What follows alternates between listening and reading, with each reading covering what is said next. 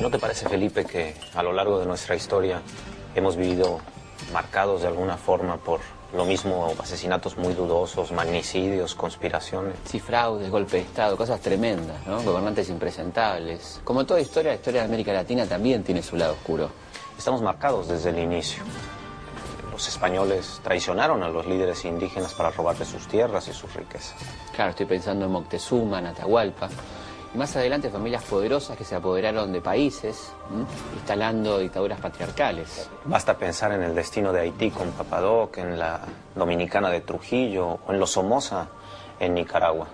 La pregunta sería cómo impactaron estos hechos en América Latina.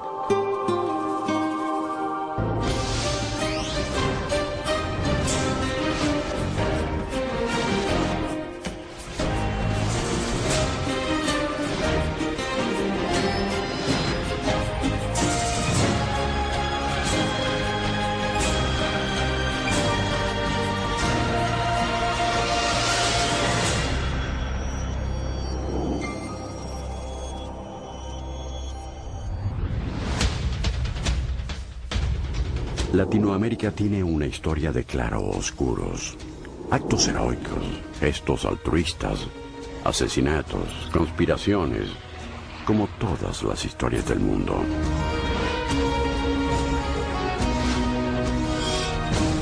Hace unos años, a pocas cuadras de aquí, moría asesinado Alexander Litvinenko, un ex espía y disidente ruso.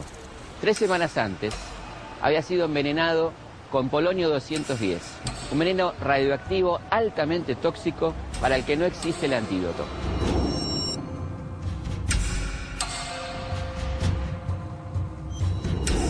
Meses atrás, el espía había declarado que dentro de la agencia el veneno es un arma política más, como una pistola. El día de su envenenamiento, Alexander se había encontrado a tomar el té con un compatriota. 2 años antes de ser envenenado, Litvinenko denunció que en Moscú aún existía un laboratorio de químicos venenosos. Se refería, por supuesto, al laboratorio secreto creado durante los años 30 por Grigori Mairanovsky, el profesor Veneno.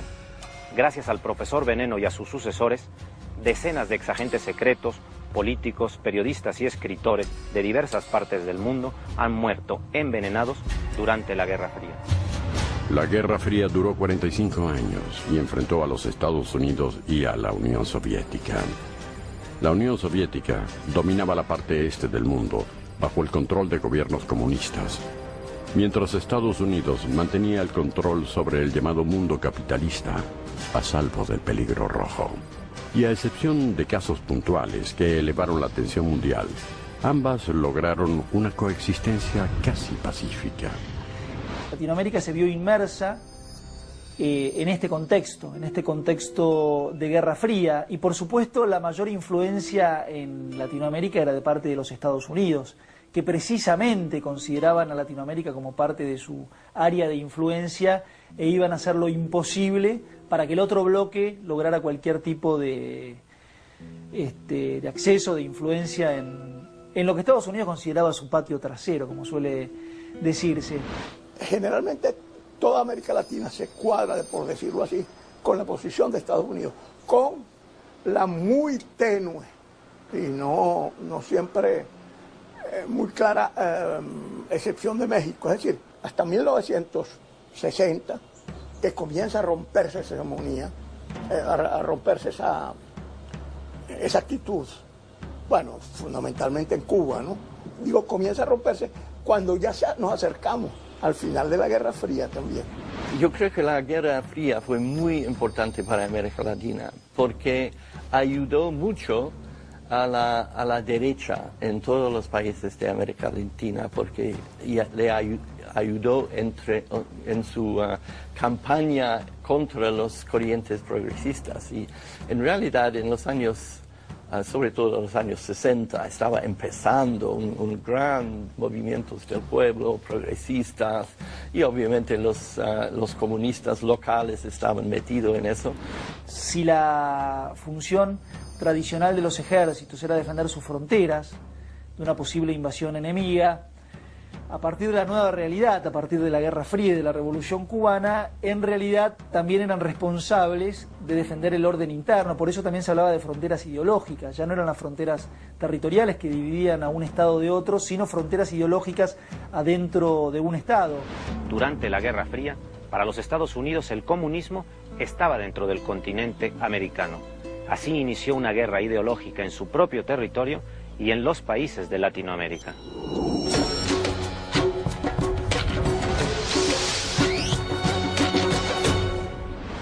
Parte de esta guerra ideológica, que se peleó al mismo tiempo en todos los países de Latinoamérica, fue el Plan Cóndor. Un plan de operaciones de inteligencia coordinado para intercambiar información y prisioneros, torturar y eliminar opositores a través de acciones combinadas de los gobiernos de Argentina, Chile, Uruguay, Paraguay, Bolivia, Brasil y luego Ecuador y Perú.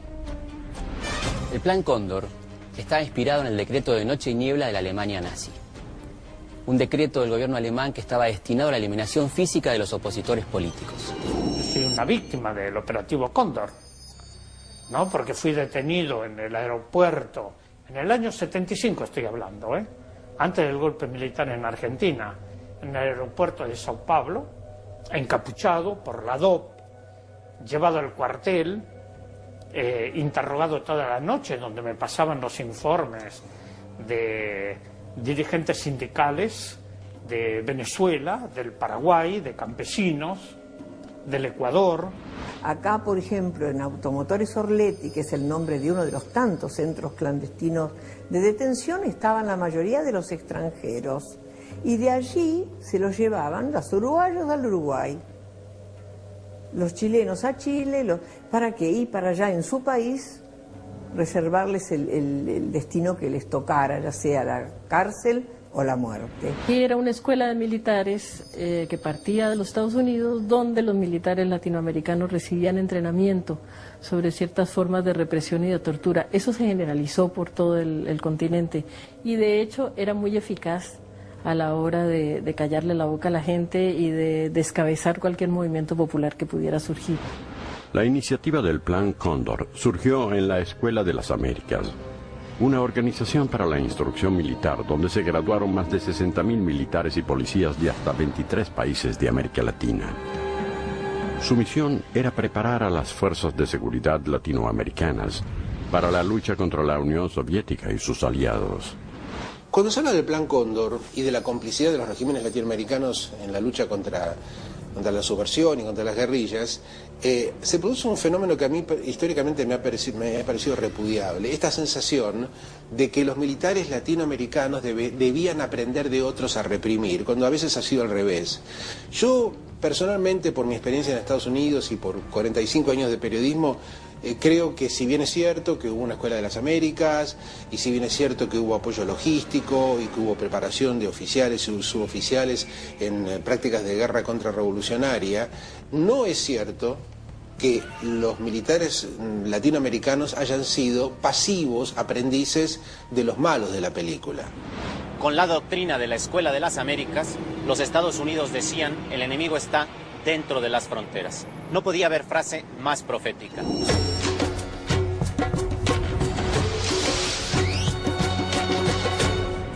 El 11 de septiembre de 2001, en una serie de ataques sincronizados, aviones comerciales se estrellaron contra las Torres Gemelas y otros blancos estratégicos de los Estados Unidos. Murieron más de 3.000 personas, como si hubieran ejecutado a más de 36 personas por minuto. El enemigo estaba dentro de su territorio y atacaba el centro de su poder. Uno puede tener el mayor ejército del mundo, la mayor cantidad de inteligencia del mundo, puede tener 30.000 misiles con cargas nucleares y basta de una persona o un grupo de personas que creen profundamente en sus causas para volarle 2 torres o volarle mucho más. Los suicidas que perpetraron estos ataques lo hacían convencidos de que entrarían con ese sacrificio en el paraíso de Mahoma, un lugar en el que Alá los recompensaría con infinitos deleites sensuales. Casi 5 siglos antes, otro paraíso de Mahoma, pero en la tierra, reportaba grandes placeres y muy buenos negocios para los conquistadores.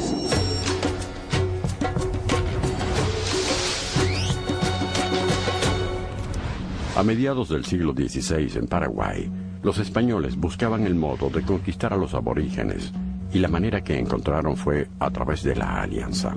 Se aliaron con los guaraníes en contra de sus enemigos, y a cambio, ellos les pagaron tributo y los incorporaron a sus familias como líderes y dueños del harén. En 1545, algunos conquistadores tenían 5 o 6 mujeres para sí. Los más poderosos llegaban a tener 70 mujeres en su harén. Cuando llegan los españoles y conocen a las guaraníes, parece ser que les produjeron una impresión particular y de hecho ocuparon el lugar de los jefes tribales, asesinándolos, y se quedaron con estos harenes porque los guaraníes vivían también en un sistema poligámico, de manera que, claro, en nombre de las escrituras y en nombre de esta guerra contra el moro, terminaron viviendo en el noreste argentino de la misma forma que lo hacían los moros en España. Es decir, cada jefe vivía con 40, 50, 60 mujeres. Los europeos recibieron mujeres y alimentos. Las numerosas concubinas y esposas era la forma que tenían de cobrarse el tributo. En el mundo andino prehispánico peruano, concretamente en los incas al final, pero antes también, existe una práctica de intercambio de mujeres. El intercambio de mujeres funciona como una suerte de ampliación de las redes de parentesco. Yo me caso con una mujer de mi nuevo aliado y le doy una mujer para que él se case y nos volvemos parientes, y recién al volvernos parientes podemos iniciar relaciones económicas o políticas de dependencia o no. Una será de dependencia, la otra de dominación. Cuando llegan los españoles, la gente andina les ofrece mujeres en ese sentido, pero los otros lo entienden como, qué bueno, ¿no? Entonces procedamos y se inicia el mestizaje. Yo no sé si hubiera sido distinta la historia, no sé hasta qué punto hubiera sido menos cruel el proceso de conquista, pero uno puede llegar a imaginar que tal vez, si estos españoles hubiesen tenido mujeres a bordo de los barcos, tal vez el componente de violencia con el que se desató la conquista hubiera sido menor. Es una hipótesis. Traiciones, conspiraciones. Desde el comienzo de la conquista, la historia de Latinoamérica también se escribió por su lado oscuro.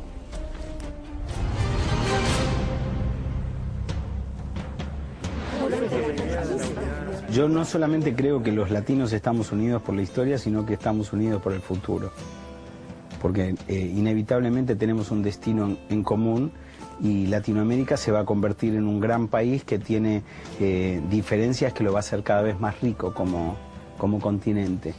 Diferencias culturales y diferencias de recursos que van a hacer que nosotros podamos ser realmente en el futuro el continente con más posibilidades de crecer y de ayudar.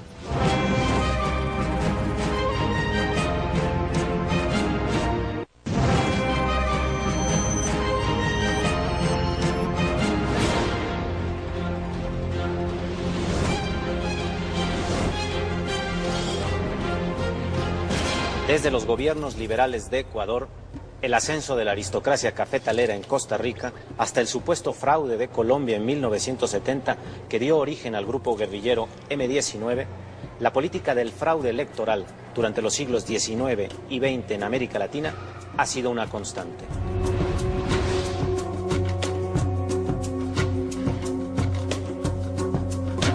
En 1988, los mexicanos tuvimos la elección en la que se cayó el sistema, la crisis política más importante desde la Revolución Mexicana y también uno de los sucesos más vergonzosos de nuestra historia reciente. Es la primera vez en la que el electorado mexicano, en nuestra historia contemporánea, se vuelca para votar, hacer un esfuerzo enorme para votar en contra del PRI.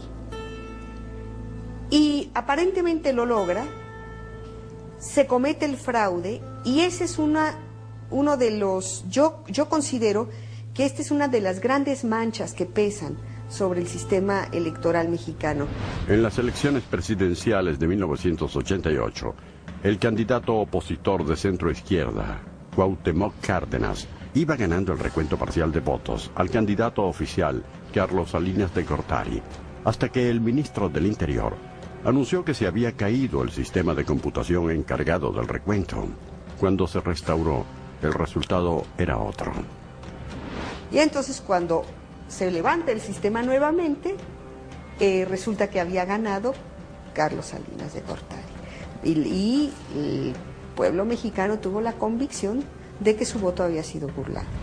Estábamos convencidos de que él iba a ganar y había un movimiento también fuerte alrededor de él.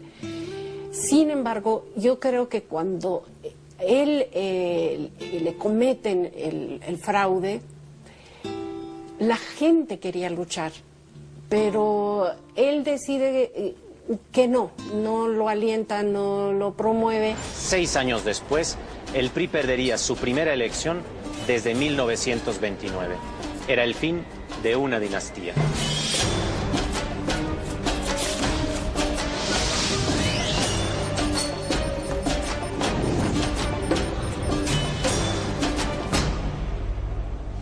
En el siglo XVI, otra dinastía llegaba a su fin.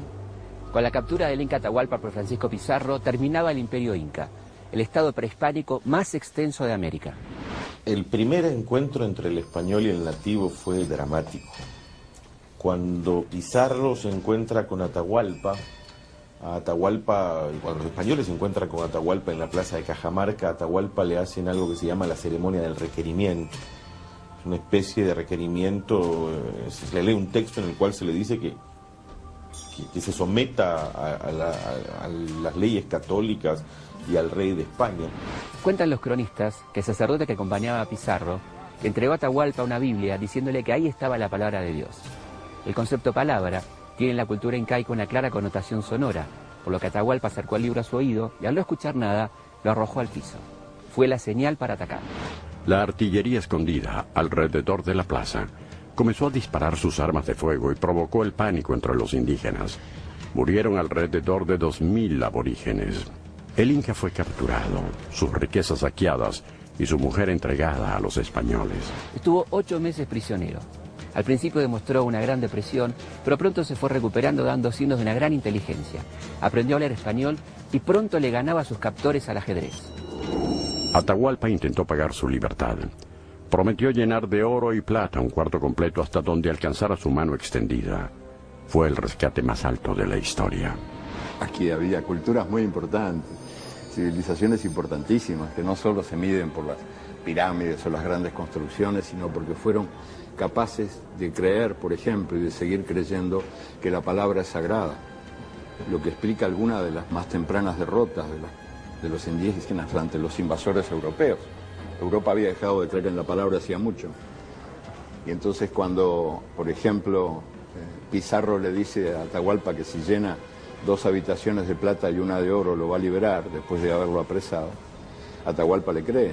Yo creo que Atahualpa iba a ser ajusticiado de todas maneras, llenara los cuartos de oro y plata o no. El problema era decidir cuándo y de qué manera. Atahualpa no iba a aceptar la dominación española fácilmente, entonces iba a ser una negociación constante. Les era más rentable ajusticiarlo que tenerlo con ellos.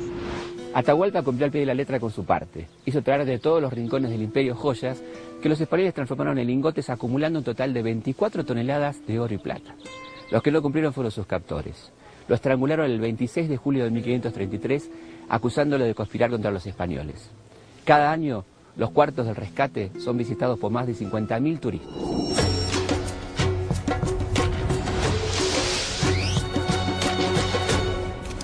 Para los incas, la sucesión del poder era cuestión de parentesco y linaje. Para algunos gobiernos latinoamericanos del siglo XX, también. Nuestra historia ha sido, muchas veces, la de la saga de familias poderosas que han escrito el lado oscuro de la historia. Con la renuncia y exilio de Anastasio Somoza, terminaba la dinastía familiar que durante 42 años dominó la vida política y económica de Nicaragua. Hijo de Anastasio Somoza García, quien durante su gobierno condecoró a su nieto recién nacido con la máxima orden de Nicaragua y le dio el título de Comodoro del Aire. Los Somoza estuvieron en el poder durante 3 décadas, como los Trujillo en República Dominicana. En su gobierno se rindió culto a la personalidad del dictador y a la de toda su familia. Tuvo 9 hijos. Ramfis, su favorito, fue nombrado coronel del ejército a los 7 años y ascendido a general a los 10. En Haití, Papa Doc Duvalier no nombró coronel a su hijo ni lo condecoró al nacer. modificó la Constitución para que lo sucediera.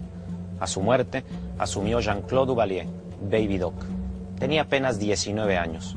Cuando fue derrocado en 1986, Haití era el país más pobre de América.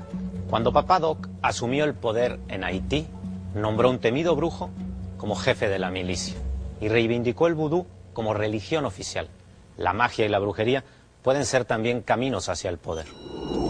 Creo que eso también, esas familias viejas son producto de una época de caudillos, una época de una latinoamericana rural, donde era muy fácil imponer los hijos frente a los abuelos.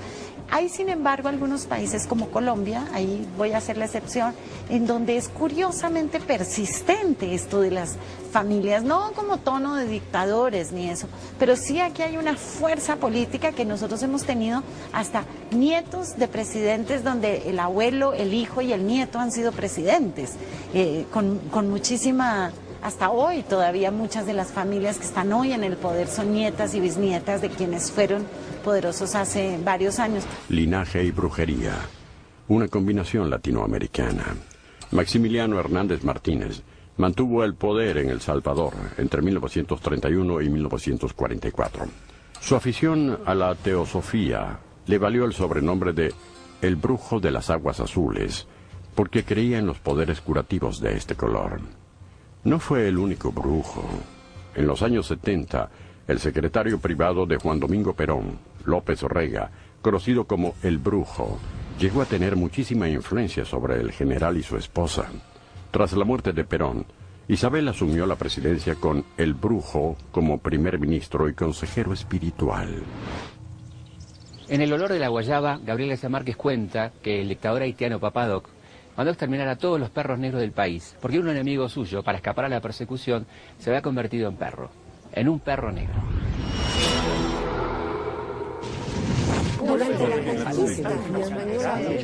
¿Qué pasa si pasa lo que está pasando? Hay fronteras de la educación tiene límites, y esos límites están señalados, marcados por las estructuras sociales que te niegan el derecho de ser.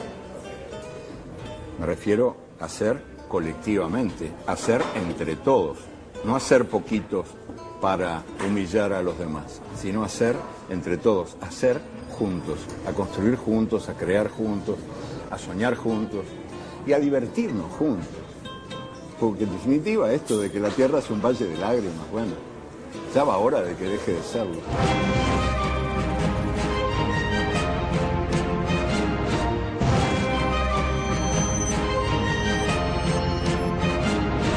A fines del siglo XVIII, en Vilarica de Ouro Preto, un grupo de no más de 30 clérigos militares y funcionarios del gobierno comenzaron a conspirar para lograr la independencia de Minas Gerais y formar un Estado republicano. Fue la Inconfidencia Mineira, el primer movimiento político independentista de Brasil. Entre los conspiradores había intelectuales inspirados por la Ilustración y también por la Revolución Norteamericana producida unos años antes. Como en otras regiones de Latinoamérica, los conspiradores protestaban contra el aumento de los impuestos. Estaba previsto que la rebelión estallara el mismo día en que se debían pagar los impuestos en Villarrica. Según el plan, los complotados ocuparían las calles y proclamarían la independencia. Pero la conspiración fue traicionada y sus organizadores detenidos y condenados a muerte, acusados de deslealtad al reino de Portugal. Meses después la pena fue conmutada. A todos, salvo a uno, Joaquín José da Silva Xavier, se convirtió en el chivo expiatorio de la rebelión. Da Silva Javier, que había sido técnico en minería, oficial del ejército y en ocasiones dentista, por eso le decían Tiradentes, fue juzgado y condenado a la horca. Su cuerpo fue desmembrado y con su sangre se escribió un documento donde se condenaba a su infamia. Las distintas partes de su cuerpo fueron exhibidas en las ciudades de la región para desalentar la rebelión. Y su cabeza fue expuesta en la plaza principal de Villarrica para que la vieran los vecinos. Tiradentes perdió la cabeza por la delación de un traidor. En cambio, Bolívar, que perdió la cabeza por Manuela Sáenz, conservó la vida gracias a esta heroína de la independencia.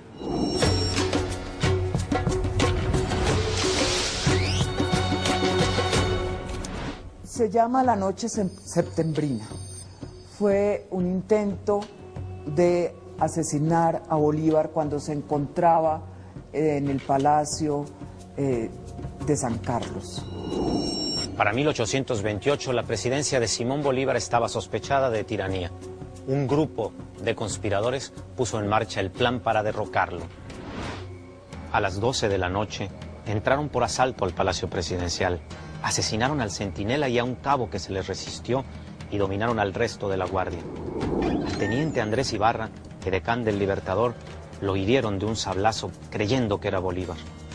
Los sediciosos llegaron a la puerta del dormitorio del Libertador y allí le salió al encuentro Manuela. Bolívar la había llamado a su lado esa noche porque se sentía enfermo. Cuando Manuela escuchó los primeros ruidos del asalto, despertó al Libertador y lo ayudó a vestirse. Después, lo convenció de que saltase a la calle por una ventana que los asesinos habían descuidado. Cuando finalmente entraron al dormitorio, registraron los cuartos y al ver la ventana abierta, supieron que la conspiración para asesinar al Libertador había fracasado. A partir de ese momento, Manuela fue llamada la Libertadora del Libertador. Yo lo primero que hice cuando fui a Quito fue ir a ver la casa donde había vivido Manuelita Sáenz, entrar por el túnel por donde ella se escapaba para subir a los techos de la Catedral de Quito, leer las cartas. Así habían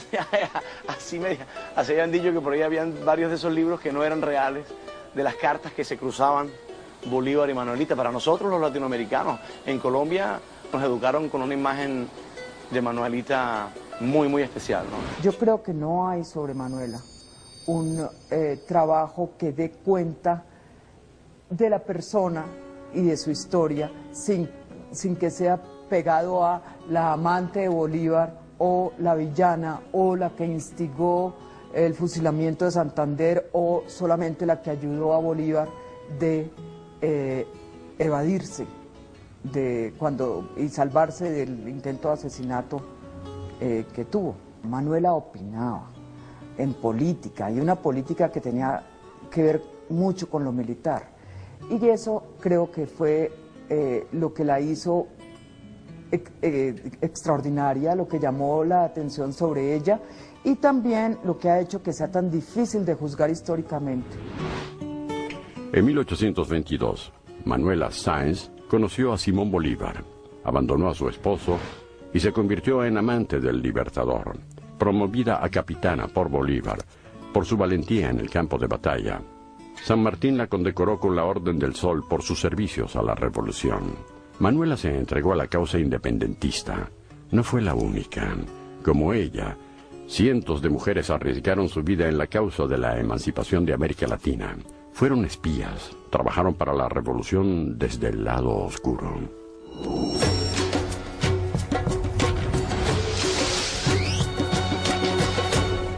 La historia oficial, la que siempre se nos contó, la que siempre se nos enseñó, le da a la mujer un papel muy pasivo, ¿no? De bordar banderas, donar alhajas, prestar su piano porque alguien toque un himno, sobre todo esperar pacientemente a sus maridos próceres. En la América Española, las mujeres en la independencia se ha subrayado sobre todo su rol como las mártires, como las que han sufrido cárcel por sus maridos, las que han muerto al frente de un destacamento llamando a los hombres a cumplir con su deber frente a la patria o lo que quiere la revolución o lo que quiere la república. Y cómo no, sin duda es un rol muy, muy importante. Pero yo estoy seguro de que hay una acción cotidiana, de que hay un activismo político permanente de todos los días que fue fundamental. Es decir, las revoluciones no se construyen solamente en el gran acto heroico, que es importantísimo, sino en ese día a día de las revoluciones. Y la mujer como parte de la sociedad, estoy seguro, estuvo muy presente en todo eso, ¿no? Y eso tiene que haber sido así desde Caracas hasta Buenos Aires, ¿no? Las mujeres en la guerra de la independencia tuvieron en general los roles que eran la extensión de sus mismas actividades, o sea, costureras, coser muchos uniformes, banderas, bordar, la comida, vivanderas, llevar los víveres, acompañar a veces en la retaguardia cuando se los permitían a sus hombres, sus hijos, sus maridos, sus amantes, sus hermanos. Yo creo que existía en la colonia todo un mundo, si tú quieres, clandestino, más allá de los rigores de las normas y de las leyes, que hacía que la vida de las mujeres no fuera tan asfixiante como probablemente los hombres y las leyes querían que fueran en aquel momento. En nuestro continente, como en España, el que hace la ley hace la trampa. Somos especialistas en encontrar la manera de esquivar esas reglas, de esquivar esas normas. Y muchas mujeres se daban a la tarea de aprender a leer y escribir, de acceder a libros que se consideraban prohibidos.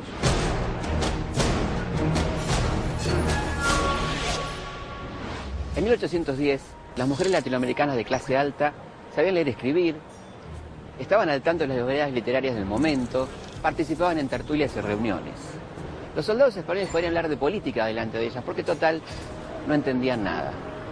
Eran las espías perfectas. Perfectas, como Rosa Campuzano de Ecuador. Arriesgadas, como María Hermenegilda de Gisla y Petronila Carrillo en Lima, que organizaba tertulias con españoles para sonsacarles información. Valientes, como Vicenta Juaristi Eguino, que fabricaba bolas de cañón en su casa de Bolivia. Y Leona Vicario, de México, mujeres dispuestas a dar la vida por la causa de América. Colombia también tenía sus espías. Policarpa Salabarrieta era costurera de los españoles para informar a los revolucionarios. Fue detenida y condenada a pena de muerte. Antonia Santos fue fusilada. Ana María Campos fue azotada y obligada a montar desnuda por las calles de la ciudad. Margarita Figueras, de 80 años, fue azotada y decapitada. Las mujeres, yo creo que fueron una fuerza moral extraordinaria. Había muchas mujeres patriotas, muy involucradas en el tema de las guerras, y mujeres que decían que querían mandar a sus hijos a las guerras, ¿sí? Porque creían en la causa que se estaba defendiendo.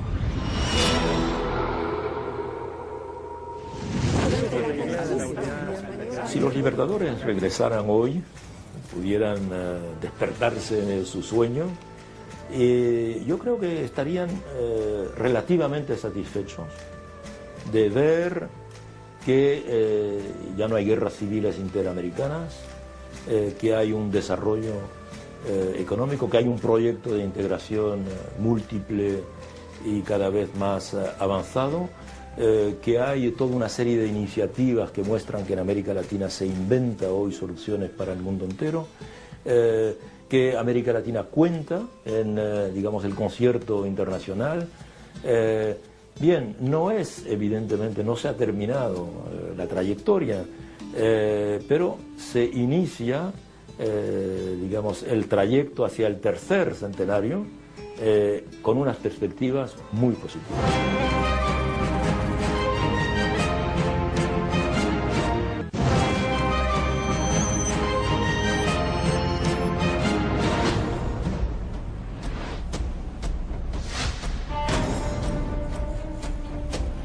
El día en el que el hemisferio sur comenzaba la primavera, en Washington, una bomba activada por control remoto y colocada debajo de su automóvil terminaba con la vida de Orlando Letelier, exfuncionario de Salvador Allende. Letelier había sido secuestrado y torturado el día del golpe de Pinochet, y en el exilio, liberado por presión internacional, se había transformado en uno de los principales enemigos de la dictadura. Para la junta militar era el problema Letelier. El asesinato de Letelier, que fue finalmente juzgado en Estados Unidos, es como uno de los casos paradigmáticos del Plan Cóndor, porque ahí hubo gente que confesó, se encontró a los responsables, etcétera. Pero no hacía falta encontrar un caso para justificar el Cóndor. Durante el juicio, se identificó a Michael Townley, ex agente de la CIA y miembro de la policía secreta chilena, como el autor de la bomba. Townley declaró que para asesinar a Letelier había pensado rociar su almohada con gas sarín, un arma química letal. La alternativa para el atentado contra Letelier era el gas sarín, que estaba dentro de un frasco de Chanel número 5, el perfume que se hará famoso cuando Marilyn Monroe declaró que era lo único que se ponía para ir a la cama. Para cuando hizo estas provocativas declaraciones, el FBI llevaba años investigando a la actriz, a quien vinculaba con el presidente John Fitzgerald Kennedy, asesinado durante su mandato.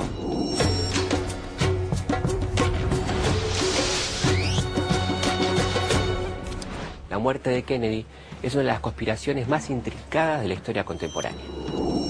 Obra de Lee Harvey Oswald, un asesino solitario que murió días después de ser detenido. El atentado contra la vida del presidente dio lugar a cientos de especulaciones. Pienso que detrás del loco suelto había un cuerdo que sabía bien a dónde apuntaba, ¿no? Con Kennedy, Moreno una oportunidad para América Latina. Él era el motor de la Alianza para el Progreso, un programa de ayuda económica y social para América Latina. Yo tenía una gran admiración por el presidente norteamericano porque él instaló en América Latina la idea de una suerte de cambio en las relaciones que permitieran que la fuerza de los Estados Unidos, sobre todo las fuerzas económicas, ayudaran al progreso de América Latina. Tras el fracaso de la Alianza para el Progreso, se produjeron en América Latina una serie de golpes de Estado. Para finales de 1968 había dictaduras en Argentina, Brasil, Perú y Paraguay, así como toda América Central. Bolivia y Ecuador se hallaban en manos de militares y México en una versión especialmente autoritaria del PRI. Para América Latina, el modelo económico que derivaría en una democracia consolidada había fracasado. Se imponía una línea más dura. No era la primera vez.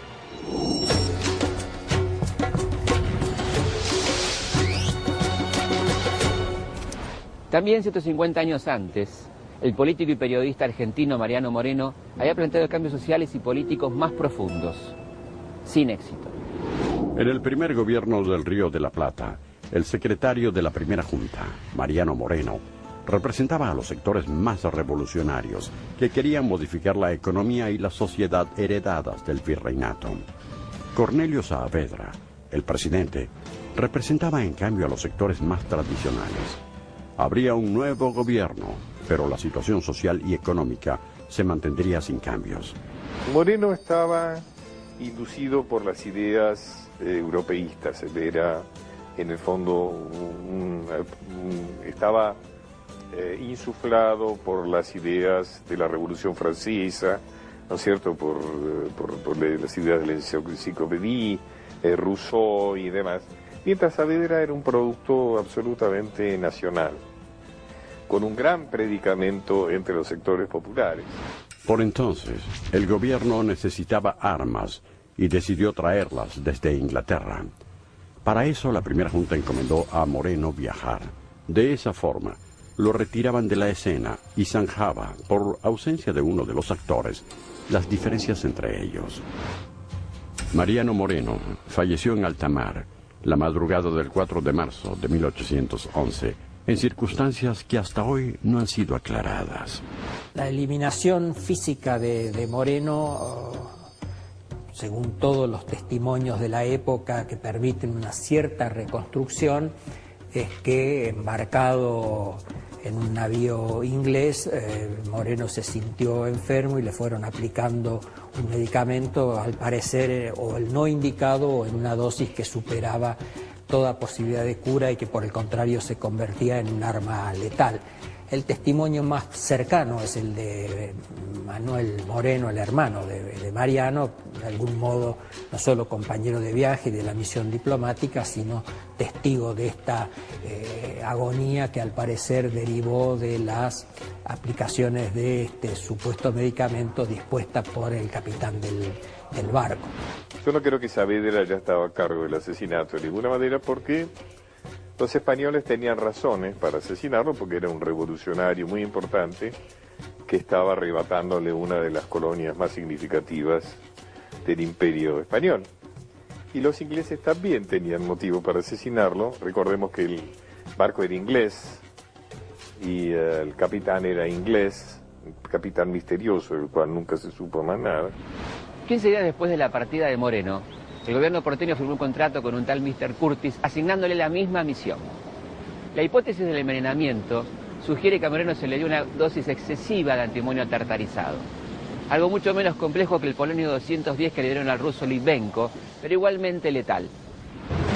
Antes de morir, el ex agente de la KGB había declarado que decenas de personas de todo el mundo murieron envenenadas durante la Guerra Fría, en la que los Estados Unidos, para frenar al comunismo, organizó la Escuela de las Américas, de donde surgió el Plan Cóndor, para eliminar opositores a los gobiernos de Latinoamérica, porque creían que el enemigo estaba dentro de las fronteras, como sucedió el 11 de septiembre de 2001, y los terroristas esperaban su recompensa en el paraíso de Mahoma, como el de los españoles, con los guaraníes, con quienes se aliaron para tener el poder, aunque siglos más tarde al poder se accedía por fraude, como el de 1988 en México, cuando se cayó el sistema y con el desprestigio del PRI terminó una dinastía.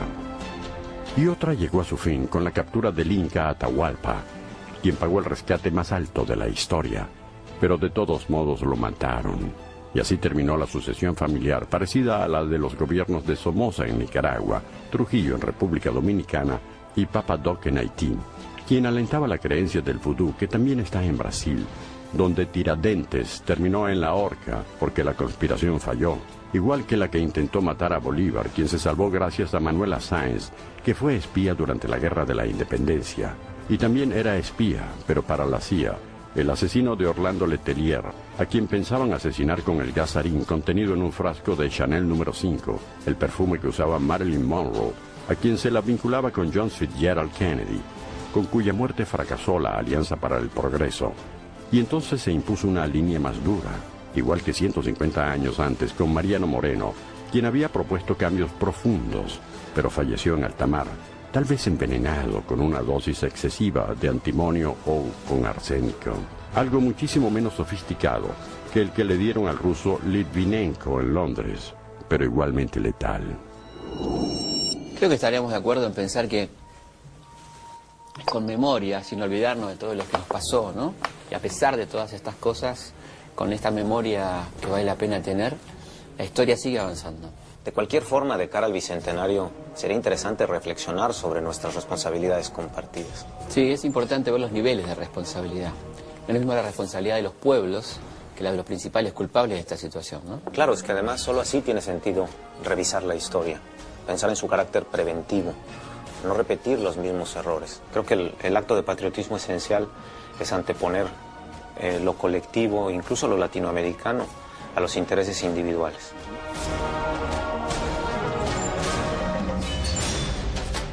Nuestra historia se escribe cada día con los gestos más desinteresados de sus protagonistas, pero también con los más viles. Somos un continente de claroscuros y así avanzamos entre luces y sombras, inexorablemente unidos por la historia. Y el poder se ha ido moviendo de domicilio simbólica y realmente a lo largo de estos 200 años. Originalmente estaba en la Plaza Colonial, que allí estaba el convento, la iglesia. Ahí hay como una energía concentrada, no solo de parte del público, sino del lugar mismo. Las ciudades no son estáticas, tienen vida. Cuando bombardean la Plaza de Mayo, buscaban a Perón para matarlo en la Casa Rosada. Las bombas terminaron con una historia que había empezado a escribirse con oro americano. Querían encontrar una ciudad mítica hecha completamente de oro. Los latinoamericanos, con su impulso vital, desafían al poder, rompen todas las reglas. El Mundial aparecía como el escenario perfecto para lavarle la cara a la dictadura. Cuando era gol argentino, lo gritábamos todos, los guardias y los presos.